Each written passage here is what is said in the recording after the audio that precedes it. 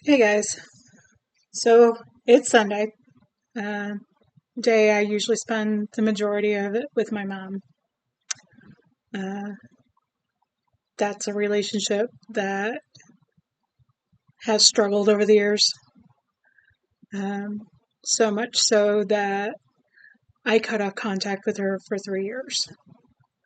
This is all part of my journey to figure out my childhood, to figure out if what I think happened actually happened, or if it's just that little girl that's still pissed off at her parents for not loving her the way she needed to be loved.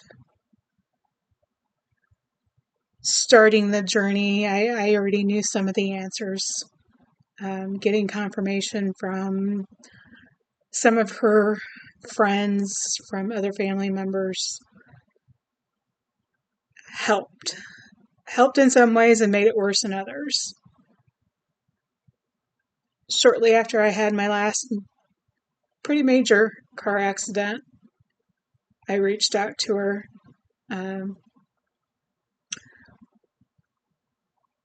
I had found out enough to where I could see the bigger picture. I could see what my dad refused to talk about, what my dad refused to clarify.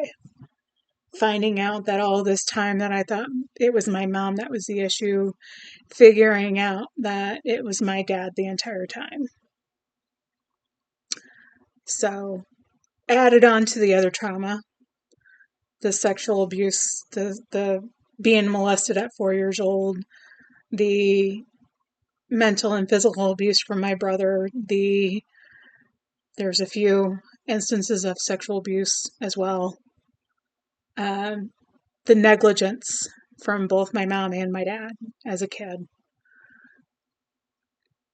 Figuring out that my dad played a major role in, I'm not going to say all of it, but from a parental standpoint, that yeah, he made the biggest impact. Um, my mom was busy dealing with his bullshit and essentially trying to protect us kids. Um, her and I have talked about it. I call her out for being a shitty parent as a kid. She owns it. What matters most at this point is that she's the mom I need now. She's the mom I need as an adult. The mom that I can talk to. The mom that's supportive. That's who I need right now.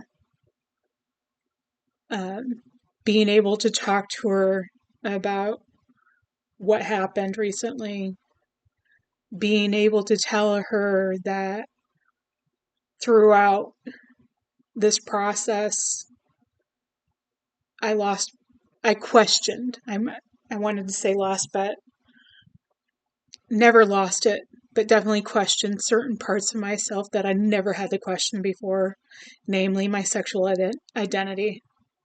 I've always been comfortable with who I am as a sexual person, never had any issues with it until finding out that he was exploiting children. Anyway, so no contact with my mom for 3 years. And when I did make contact, it was at a point where I was still figuring things out about my dad, but I had let go of all the anger. I had gotten to a point where I knew I could sit down with her and talk about the things that we needed to talk about in a calm manner. Yes, I am a natural redhead, Scottish, Irish ancestry, throw in some German, a lot of English. Yeah, I've got a temper. And I'm also highly emotional. And on top of everything else, an empath.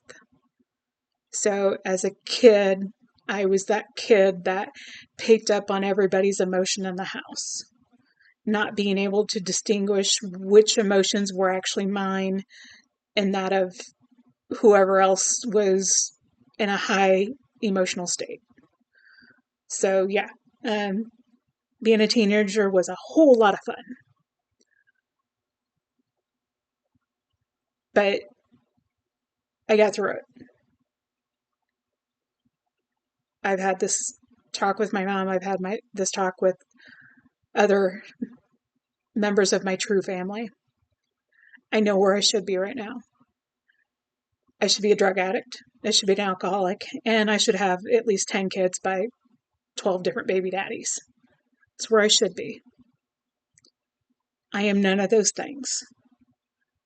I don't have children.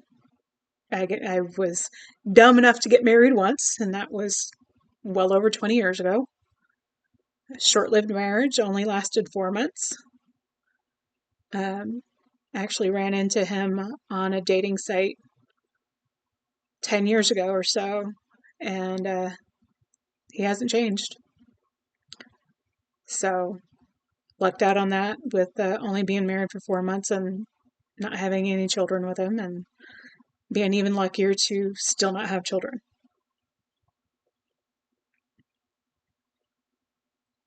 Which leads me to another point. Just because I don't have children doesn't mean I won't fight to the death for a child that's been in my position.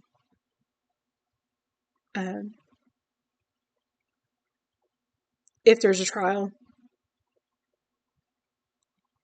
I will be there every day. Somebody has to stand for these kids that have been exploited.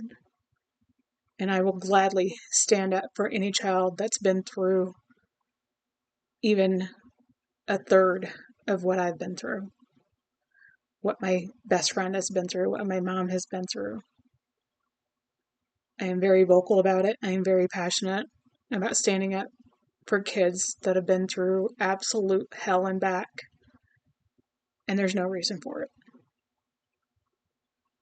So, yeah, and as you'll notice throughout my videos, I do get a little bit scatterbrained. Going back to my mom, though, I'm extremely grateful to be able to have the relationship that we've been building the last few years. I can't thank her enough for being brave enough to go through what she did and being just as brave to welcome me back with open arms.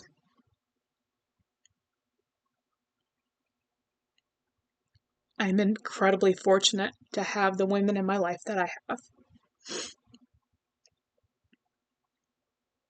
To those that don't have a support system, double check. You just may have support and just don't realize it. That was certainly my case. And now I have what I call a tribe of women that are extremely supportive. Women that I can tell anything to without being judged. Without being judged for how I feel or how I think. None of that. Extremely grateful to have these women in my life.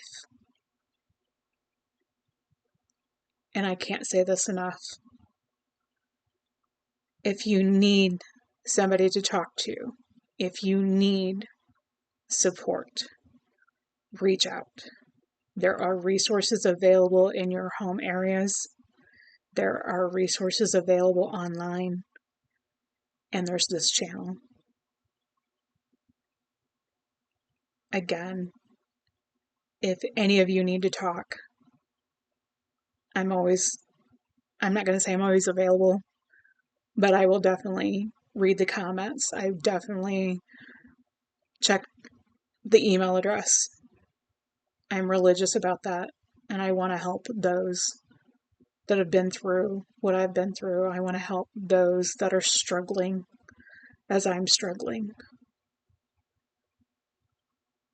Have a good night, guys.